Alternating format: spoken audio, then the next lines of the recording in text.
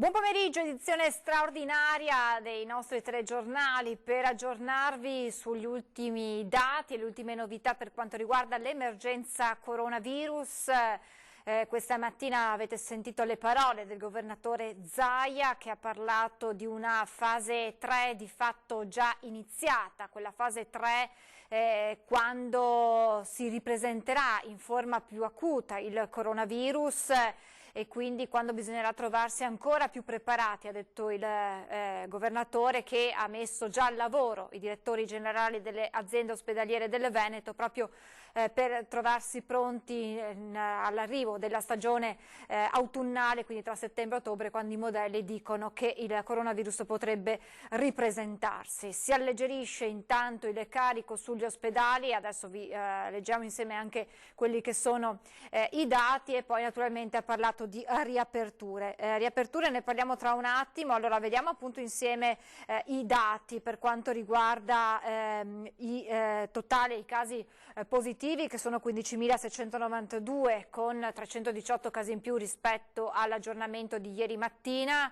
E questo è un risultato dei tamponi che sono stati eseguiti in queste settimane dalla Regione Veneto. 10.444 i casi attualmente positivi, i deceduti tra strutture ospedaliere ed extraospedaliere sono 1.059, 4.189 i negativizzati, e scende ulteriormente il numero dei soggetti in isolamento domiciliare, 12.723. Per quanto riguarda poi i ricoverati, sono 1.287 negli ospedali del Veneto, con meno 72 posti letto occupati rispetto a ieri mattina, e scende sotto la soglia dei 200 anche il numero dei pazienti ricoverati nelle terapie intensive, che sono ad oggi 190 con meno 7 posti letto, 294 i negativizzati, 2.051 i dimessi, 900 e cresce ancora purtroppo in modo drammatico il numero delle vittime, 23 in più rispetto a ieri mattina.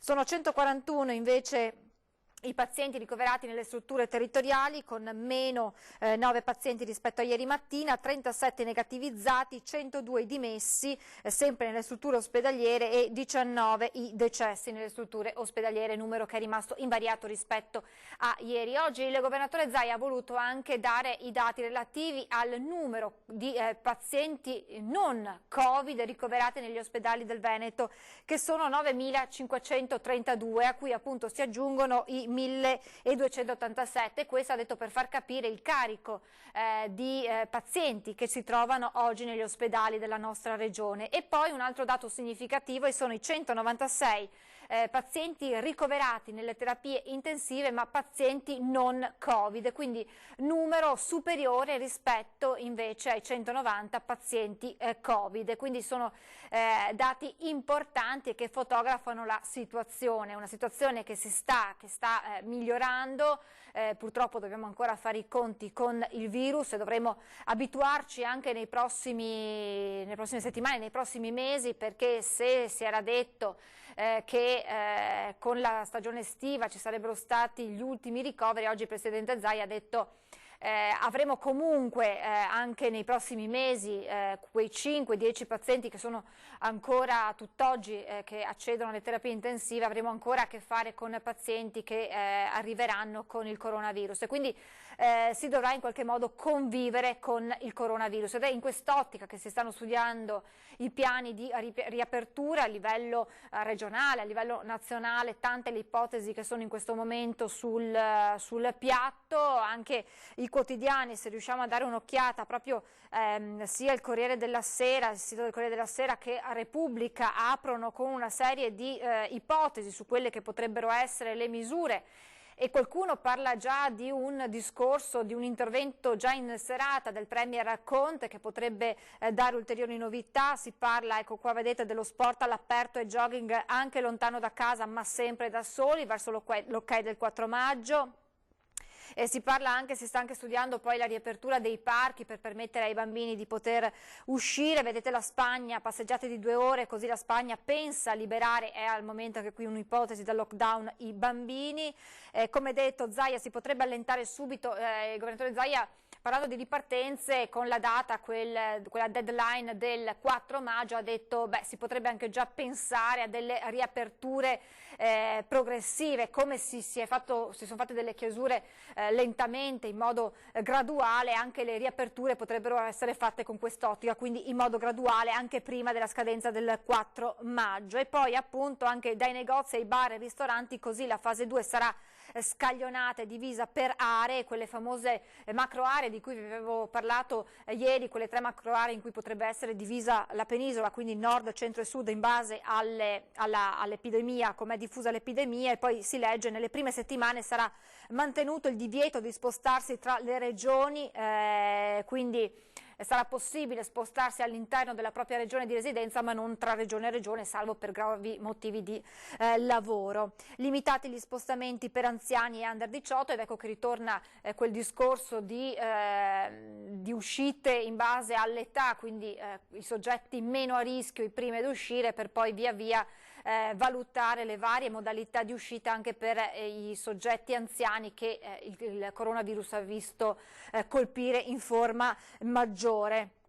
E poi ci sono appunto, al momento però sottolineiamo, si tratta solamente di ipotesi, nel senso che è ancora presto per capire che cosa effettivamente succederà da qui al 4 maggio, anche se potrebbero esserci, ripetiamo, già delle prime riaperture già da lunedì 20 aprile, potrebbero esserci già i primi provvedimenti in tal senso. Aspettiamo nelle prossime ore di capire se il Premier Conte appunto interverrà in questo senso. Naturalmente il governo è al lavoro con la sua task force per valutare tutte quelle che sono le misure, naturalmente insieme alla comunità scientifica.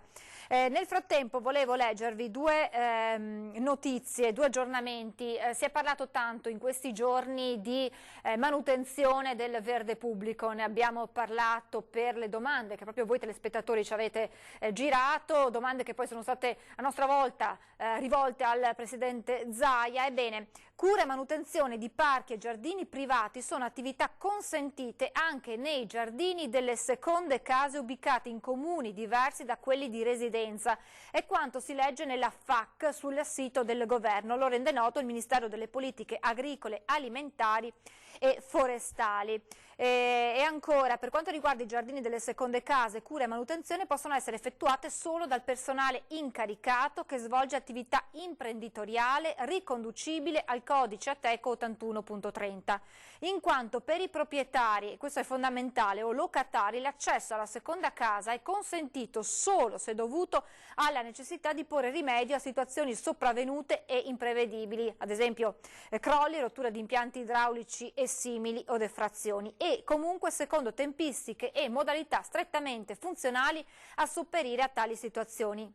Si specifica infine che nei territori dei comuni per i quali è stata dichiarata un'emergenza fitosanitaria continuano a poter e dover essere eseguite su tutte le superfici, anche di limitate dimensioni, le buone pratiche agronomiche ed ambientali prescritte dalle competenti autorità fitosanitarie. Quindi gli interventi di manutenzione del verde nelle strutture private possono essere fatti, ma solo da personale incaricato che svolge attività imprenditoriale riconducibile al codice Ateco 81.30, quindi non dal proprietario di casa che vi si può recare solo per gravi motivi, quindi effrazioni, crolli o rotture, ma da personale incaricato. E sempre dal Ministero dell'Agricoltura arriva un'altra nota, un'altra precisazione. Il lavoro agricolo per autoconsumo è consentito nei terreni anche di piccole dimensioni distanti dal comune di residenza. È quanto si legge nella FAQ sul sito del governo, lo rende noto il Ministero delle Politiche Agricole, Alimentari e Forestali. Un chiarimento molto atteso dagli agricoltori hobbisti, commenta il ministro Teresa Bellanova, con cui impediamo che vadano perduti raccolti e piccole produzioni per autoconsumo e al tempo stesso garantiamo cura e manutenzione dei terreni agricoli e del paesaggio. La coltivazione, si legge sul sito del governo, è consentita a condizione che il soggetto interessato attesti con autodichiarazione completa di tutte le necessarie indicazioni per la relativa verifica il possesso di tale superficie agricola produttiva e che essa sia effettivamente adibita ai predetti fini, con indicazione del percorso più breve per il raggiungimento del sito. Questo dunque è per tutti coloro, sono tanti, ve lo garantiamo, che ci hanno chiamato chiedendo se potevano andare nei propri orticelli anche fuori dal proprio comune per coltivare, per insomma dare manutenzione. Ebbene, è consentito nei terreni anche di piccole dimensioni distanti dal comune di residenza, lavoro agricolo per autoconsumo. Insomma, questi sono chiarimenti molto importanti, perché davvero erano tante le segnalazioni di difficoltà, pensiamo magari di anziani pensionati che avevano questo orticello distante dalla propria abitazione e che finora non si erano mai recati per paura di venire incontro a contravvenzioni. Ecco, è fondamentale che chi raggiungerà questo proprio orto presenti un'autocertificazione dettagliata con tutti i riferimenti del caso.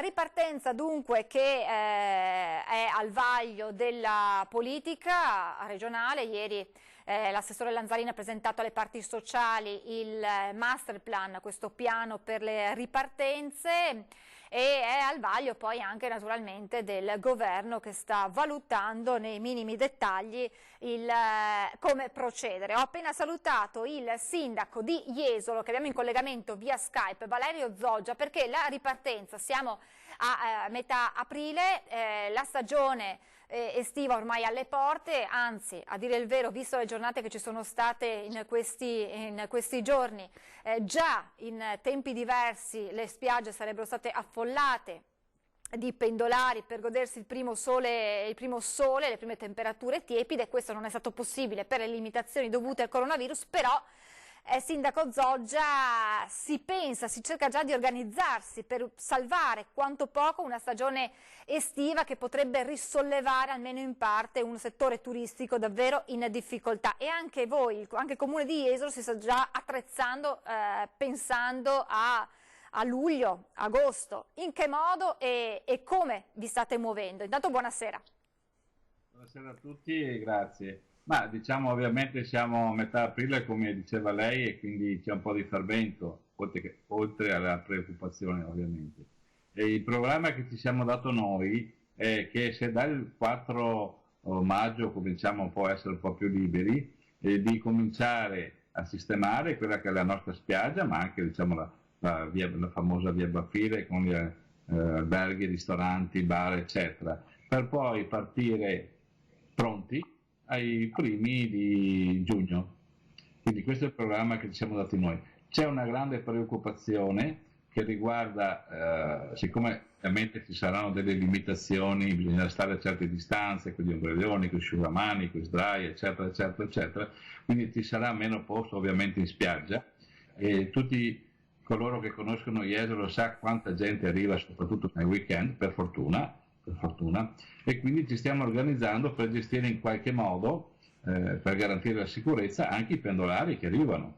E quindi abbiamo deciso quest'anno, e ci stiamo organizzando, perché abbiamo fatto una commissione composta anche da componenti delle varie associazioni interessate, albergatori, commercianti, un po' di tutto, per far sì che si possa gestire anche i pendolari, come dicevo prima, perché bisognerà mantenere a distanze di sicurezza. Quindi abbiamo pensato di creare, ci sono già delle persone che ci stanno lavorando, un'app in cui chi vuole venire a Jesolo deve prenotare il posto, la zona, e quindi si troverà il suo posto tranquillo, a distanza di sicurezza, dove verranno quotidianamente sanificati tutti i sdrai, i lettini, gli ombrelloni, tutto quello che ci diranno di fare ovviamente, e soprattutto c'è molto importante, bisognerà sanificare, come ci diranno, anche i servizi igienici, le docce, perché parliamo di migliaia e migliaia di persone, e quindi ci stiamo organizzando, ma sicuramente questi giorni che mancano per fine aprile e tutto il mese di maggio ce la faremo, quindi a giugno vorremmo riabbracciare tutti i nostri ospiti volentieri.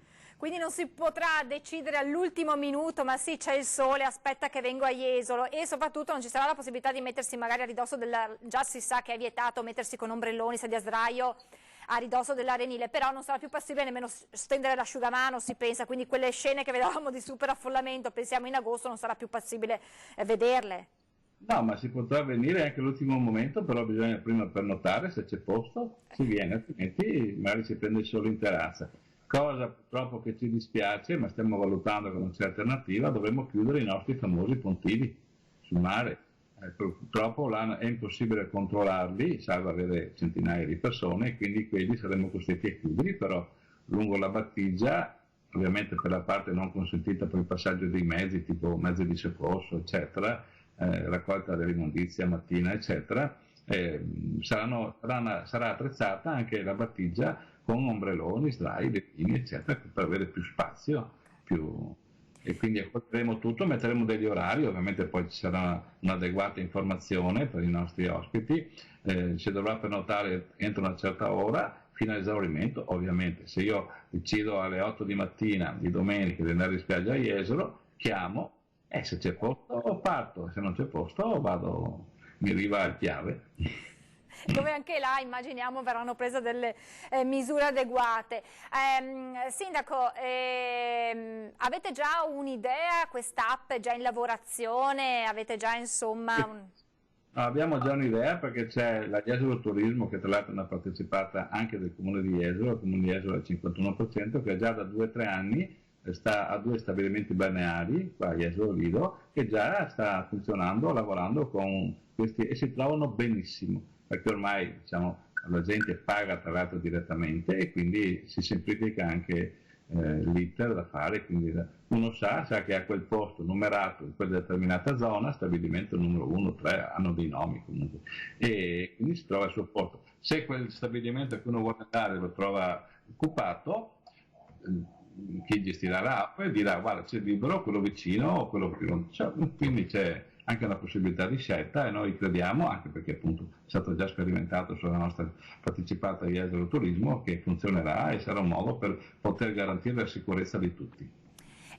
Sindaco, non so se lei ha i dati su quanti solitamente in una stagione normale sono gli ombrelloni, comunque le postazioni occupate nella vostra spiaggia, e a quanto si riducono dovendo tener conto delle misure di distanziamento.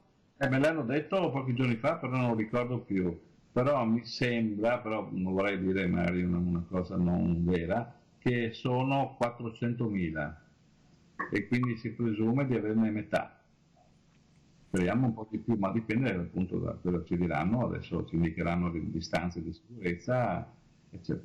Poi altra preoccupazione ovviamente sono per le attività che sono lungo la via principale, che intanto di solito di questa stagione programmiamo già la ZTL, però intanto l'abbiamo rinviata fino al 31 maggio, non ci sarà assolutamente nulla. Poi in base alle persone che verranno, alle indicazioni che riceveremo, decideremo se attivarla o non attivarla o cosa fare. Quindi metà ombrelloni presenti, immagino che qualcuno a casa si stia dicendo allora i prezzi lieviteranno perché dovranno compensare la mancanza di ombrelloni che solitamente ci sono. No, non sarà così, perché la parte libera della spiaggia in cui la gente veniva, soprattutto la domenica, non pagava, non è che si può far pagare la spiaggia, perché appunto è libera. Ci sarà ovviamente qualcosa da pagare per quello che riguarda il servizio, perché attrezzarla e avere delle persone che ti controllano che uno rispetti il suo posto avrà un piccolo costo, che quello non siamo in grado di determinare, ma io dico tranquillo, continueranno a venire. Ovviamente ci sarà la sanificazione, che questa avrà un costo, quindi non chiederemo l'affitto per l'altro della spiaggia, ma solo i costi, puri costi di quello che è il servizio che verrà dato in sostanza. Avete già non so, avuto modo di confrontarsi con gli albergatori per quanto riguarda le disdette? C'è un numero, c'è già chi, pensiamo soprattutto dall'estero, che sono quelli che prenotano da anno in anno, che hanno disdetto le vacanze di quest'estate? Ci sono un po' notizie contrastanti, perché c'è qualche albergatore che mi dice mamma mia, qua fino a giugno non arriva nessuno, fine giugno addirittura, speriamo luglio e agosto, perché le visite si possono fare fino a 10-15 giorni prima, no? Quindi aspettano probabilmente, anche perché Jesolo oltre il 50% dei nostri ospiti che vanno sugli alberghi e appartamenti sono stranieri, soprattutto tedeschi, austriaci, svizzeri, un po' di tutto, no? E quindi probabilmente stanno anche loro attendendo se possono uscire, per esempio in Germania si potrà uscire a luglio e agosto, boh, nessuno lo sa. E quindi c'è uno che dice addirittura che sta ricevendo prenotazioni anche dall'estero, ovviamente sempre per luglio e agosto. Vediamo, è ancora prematuro comunque. Si parla di una riapertura delle scuole i primi di settembre, questo per sopperire ai tanti mesi che gli studenti, visto che ormai sembra quasi accertato che a scuola non si tornerà e si continuerà con la didattica a distanza, per recuperare il tempo perso si ipotizza un ritorno in classe anticipato. Questo sarebbe una ulteriore mazzata per il turismo, perché significherebbe togliere possibili turisti che sono costretti a rientrare per garantire ai figli il rientro puntuale in classe. Da lei un appello in questo senso? Domanda proprio pertinente perché c'è carne al fuoco su questo argomento. Beh, intanto come sindaci della Costa Veneta penso che avremmo già fatto il presidente, il sindaco di Bibione, di San Michele Tagliamento, dovrebbe aver già formalizzato per noi, e penso che lo invierà i prossimi giorni, se non l'ha già inviato, una richiesta di partire il 1° ottobre. Però proprio ieri ed oggi io mi sono già confrontato con il sindaco Pasqualino Codognotto di Bibione e il sindaco Roberta Nesto di Cavallino Treporti per un'altra proposta che faremo in alternativa, però non è ancora sicuro perché dobbiamo sentire anche gli altri, quindi una cosa fresca di prima notizia. Evviva, prego. Faremo in alternativa alla partenza della stagione scolastica il 1° ottobre di accorciare per 2 mesi, settembre-ottobre, i giorni di scuola, quindi fare lunedì, martedì, mercoledì e giovedì scuola, e quindi venerdì, sabato, domenica non si va a scuola e si va a fare vacanza, chi vuole viene da noi, altre parti, altri comuni, eccetera. Quindi sarà un'ulteriore proposta, se viene accettata la maggioranza dei sindaci, siamo in 9, che porteremo alla Regione Veneto proprio per poter dare la possibilità. Tra l'altro settembre e ottobre di solito sono giorni importantissimi, sentiremo anche cosa diranno le associazioni interessate, albergatori, commercianti, di questa nostra idea che abbiamo, che stiamo sviluppando, ne stiamo parlando tra di noi proprio in queste ore. Siete ottimisti, sindaco? Insomma, bisogna essere ottimisti. Ma io sono ottimista per natura e quindi c'è la volontà, c'è la voglia e anche il bisogno dal punto di vista economico, ma io vedo che c'è tanta gente che è convinta e quindi la convinzione è già un bel punto di partenza. Quindi aspettiamo con ansia di sapere quando si potrà cominciare a ragionare in termini concreti, perché per esempio una cosa che ci lascia un po' in attesa, che non siamo in grado ancora di definire, le distanze. Cioè, qua sono i tecnici, i virologi che dovranno dirci per stare in spiaggia a prendere il sole dovete stare a 3 metri, 5 metri, 20 metri, quindi i ristoranti lo stesso, i tavoli, le persone, a parte le protezioni che bene o male ormai sappiamo, i camerieri, i barman certo dovranno avere certe protezioni garantite, ma queste più o meno ormai le sappiamo, ma le distanze non si conoscono. Quindi vedo per esempio ristoranti che hanno i giardini, che hanno spazi grandi, potranno tranquillamente fare la loro stagione, credo, anche se perderanno un pezzettino. Ovviamente le strutture più piccole ci saranno problemi perché bisogna un bar che per via Bafile, che sono 40-50 metri, ce ne sono diversi, snack bar, eccetera. Se le persone devono stare 3-4 metri, 2-3, non è che paghi l'affitto, le spese, il personale, eccetera, servendo un caffè ogni 5 minuti, è dura, però insomma ci apprezzeremo. Sindaco, 2 domande, una dietro l'altra da cittadino. In acqua come si entra? Nel senso che anche in acqua bisognerà poi insomma, valutare, mantenere delle distanze o comunque ci dovrà essere qualcuno che controlla, e poi si accederà in spiaggia con la mascherina? Diciamo che noi abbiamo già i bagnini che controllano, quindi anche perché non è che se abbiamo su un tratto di spiaggia 1000 persone vanno tutti in acqua contemporaneamente, quindi ci sarà un attimino, questi giorni qua sui social vediamo che c'è uno sketch abbastanza divertente, adesso va a fare il bagno il numero 64, sì, abbiamo visto tutti, no, insomma non arriveremo sicuramente a questo. Per quanto riguarda la mascherina, io penso che si andrà in spiaggia senza mascherina, quindi auspico, perché insomma si rischia che qualcuno si soffochi. Sì, con il caldo che conosciamo della nostra estate, in spiaggia poi sappiamo bene cosa si... Avendo la mascherina, la distanza si presume che anziché essere il classico metro o 2, perché adesso stanno parlando di 2 metri, ma magari sarà 4. Ecco, quindi quando sapremo queste distanze, anche chi deve organizzare la spiaggia per attrezzarla, si farà i suoi conti, e sicché 100 ombrelloni, lettini, ce ne saranno 50, 40, 60, quindi aspettiamo con ansia questi dati. Si sta già lavorando comunque sulla spiaggia di Jesolo? Sicuramente sì, insieme alle associazioni peraltro. E siamo tutti convinti e vogliamo andare avanti. È l'auspicio che abbiamo tutti quanti per così tornare almeno ad un po' di normalità di cui abbiamo davvero tutti bisogno. Sindaco, intanto grazie davvero per averci dato queste notizie in anteprima, grazie, buon lavoro, e torneremo poi ad aggiornarci nel caso appunto queste vostre richieste vadano avanti e vengano poi accettate, per capire anche come va avanti il lavoro sulle spiagge del litorale veneto. Grazie davvero Sindaco Valerio Zoggia, Sindaco di Jesolo, buon lavoro e grazie ancora per la disponibilità. A risentirci, arrivederci. Dunque, insomma, avete sentito un'app per accedere in spiaggia e poi le distanze di sicurezza, quindi delle spiagge in qualche modo su prenotazione a numero chiuso, ma sembra questa la direzione nella quale si andrà nella gran parte delle spiagge, e poi queste proposte, iniziare la scuola il 1° ottobre o in alternativa la proposta che è stata avanzata è quella di fare una settimana scolastica corta, quindi dal lunedì al giovedì, per permettere poi un weekend più lungo e favorire così le famiglie per poter raggiungere le località che siano di mare o di montagna. A proposito di montagna, la montagna bellunese è pronta a ripartire, anche il turismo bellunese è pronto dunque a mettersi in marcia. Il presidente della provincia Roberto Padrin dice: facciamo di tutto per non perdere la stagione estiva. Ieri c'è stata una riunione organizzativa con la DMO, la struttura di promozione turistica della provincia. Sentiamo che cosa è emerso.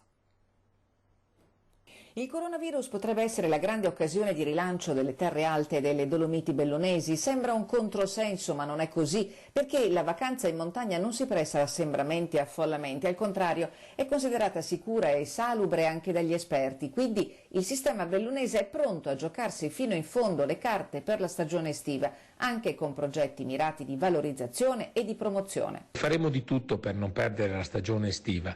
Questo è quanto emerso da un incontro che abbiamo voluto organizzare come provincia insieme alla Camera di Commercio, ma soprattutto la DMO Dolomiti, al quale ha partecipato anche Roger De Menec in qualità di presidente del Fondo dei Comuni di Confine. L'obiettivo qual era? Era quello di cercare di capire come programmare quello che è un po' il futuro alla luce del coronavirus. Le proposte non mancano e sono tutte coniugate a un'offerta nel segno della sicurezza. Si farà leva sulla promozione del contesto dolomitico come ambiente salubre, sulla grande bellezza della montagna, del paesaggio, ma anche dell'arte, della cultura e della gastronomia. Chiusa una stagione invernale che veramente stava realizzando dei risultati straordinari, io sono convinto che la montagna ha sicuramente più possibilità del mare nel post-coronavirus. Sulla partita del rilancio turistico ci sarà anche un impegno ancora più deciso del Fondo Comuni di Confine. Intanto provincia e DMO, che si riuniranno ancora il prossimo 30 aprile, sono alla finestra per capire le nuove date di grandi eventi sportivi che solitamente sono promozionali per il turismo, come il Giro d'Italia. A seconda del decorso dell'emergenza, i mesi autunnali potrebbero essere utili per recuperare almeno alcune delle manifestazioni annullate.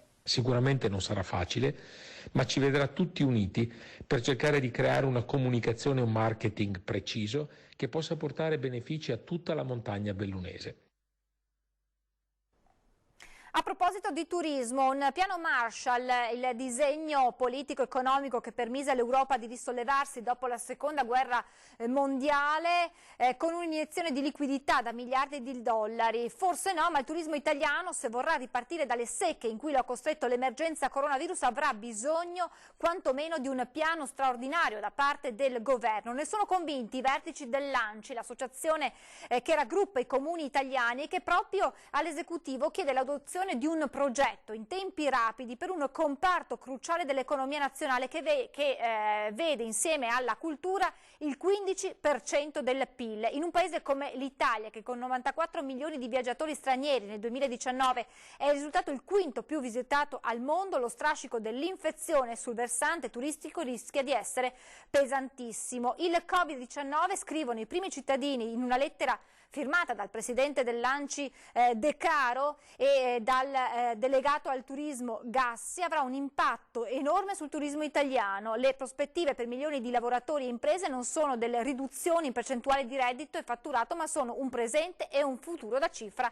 zero. Per questo, argomentano, quello che serve al più presto è un piano straordinario. D'altronde proprio il turismo è l'ambito economico ad essere il più colpito, perché è l'unico settore che non importa merci ma importa viaggiatori, ovvero persone. Quindi staremo a vedere come si interverrà anche su questo fronte, che è un fronte molto importante di cui ha parlato spesso il presidente Zaia, che oggi durante la conferenza stampa, in merito ad un video che ha circolato sui social, soprattutto nella giornata di ieri, in cui si vedeva un signore che mostrava come con diverse mascherine e con in mano un accendino, questo soffiando non si spegneva, indossando naturalmente la mascherina, ma indossando invece le mascherine distribuite dalla Regione Veneto nei comuni della regione, ebbene l'accendino si spegneva. Ebbene, il presidente del Veneto ha voluto rispondere alle polemiche. Vediamo come.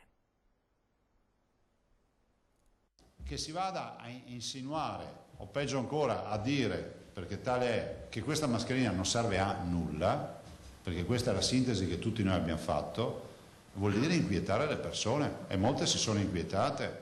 La polemica, come oramai d'uso di questi tempi, corre su internet. Ad innescarla questa volta un video, subito diventato virale, sempre come si usa dire oggi, in cui un erborista sostiene la scarsa efficacia delle mascherine consegnate dalla Regione Veneto sulla base di un test empirico. Soffiandoci attraverso si riesce a spegnere una fiamma. Ho visto la replica di Franceschi, di Grafica Veneta, ha pubblicato tutte le certificazioni col filtraggio al 98%, poi leggendo, se voi leggete il materiale, giustamente c'è un'altra cosa che fanno notare, che se tu, cioè la mascherina è fatta per il respiro, non per insufflare l'aria, però sapete, guarda, no, facciamo una prova. Zaia si fa consegnare la tradizionale mascherina chirurgica da 4 veli che viene indossata dall'assessore alla sanità Manuela Lanzarin.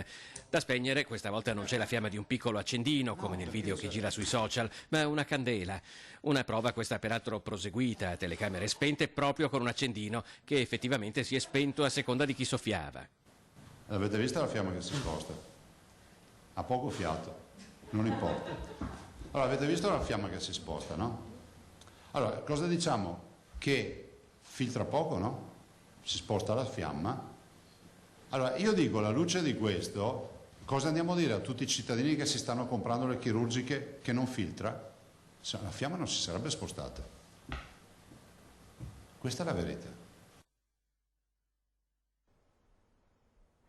Ecco il chiarimento che il presidente Zaia ha voluto dare in merito a questo video. Appunto sull'efficacia delle mascherine distribuite in queste settimane. Adesso invece voglio farvi vedere questo bel video che ha pubblicato il sindaco di Padova sulla sua pagina Facebook, il sindaco Sergio Giordani, ed è una canzone, quando torno a Padova, una canzone per ringraziare i tanti che stanno lavorando in queste difficili settimane di emergenza. Guardiamolo insieme. Torno a Padova.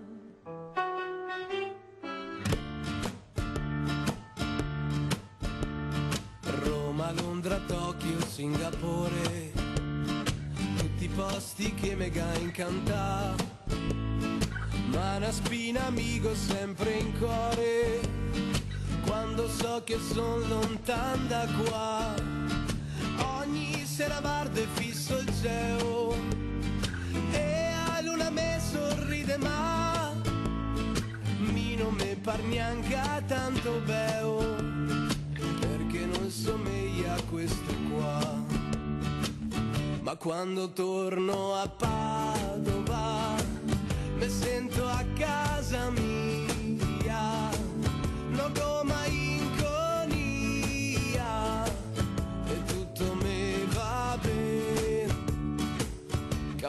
cammino sotto i porti, de qua de a me incanto, e cupo ed è santo, facciara sta città, ritrovo tutti i popoli davanti a sta basilica, chi che ha visto Padova non puoi scordarla più,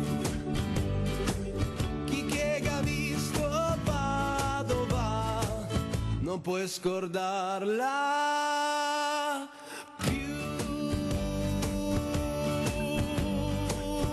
Ma quando torno a Padova mi sento a casa mia.